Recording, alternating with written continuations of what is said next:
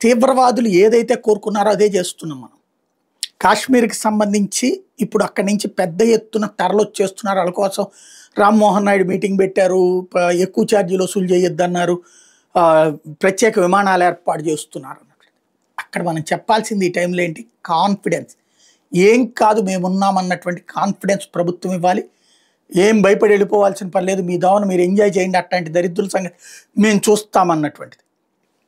అయినా వెళ్ళిపోతామన్నటువంటి వాళ్ళని పంపించేద్దాం.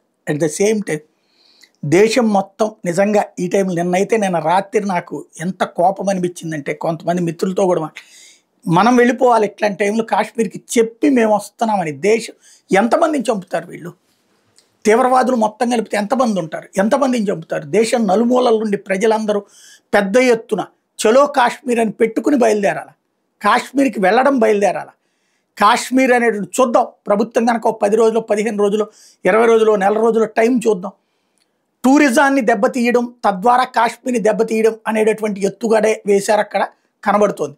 ఐబీ అధికారులను టార్గెట్ చేశారు, నేవీ అధికారులను టార్గెట్ చేశారు, వాళ్ళ కుటుంబాలతో సహా వచ్చారు, వాళ్ళని దెబ్బతీశారన్న విషయం అర్థమవుతుంది. ఈ కుట్ర, ఈ కథా కమామీషు ఏంటో చూస్తాం రాబోయే రోజులు. ఒక నెల రోజులు చూద్దాం.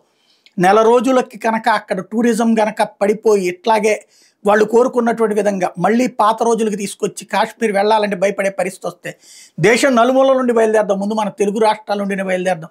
కాశ్మీర్కి వెళ్దాం, అనౌన్స్ చేసి వెళ్దాం. రెండరే మేము వస్తున్నాం కాశ్మీర్లో ఆస్వాదించడానికి, మా దేశంలో ఉన్నటువంటి పర్యాటక ప్రదేశం అని. అక్కడికి వెళ్ళి నుంచుందాం.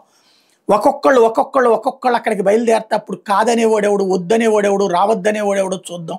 అదే సందర్భంలో దేశమంతా అక్కడికి వస్తుంటే ఎంతమందిని చంపుతారో చూద్దాం. ఈ దఫా ప్రాధేయపడద్దు. చస్తే చచ్చామనుకున్నప్పుడు అటో ఇటో తేల్చుకుందాం. ఆ స్టేజీ అవసరం ఖచ్చితంగా.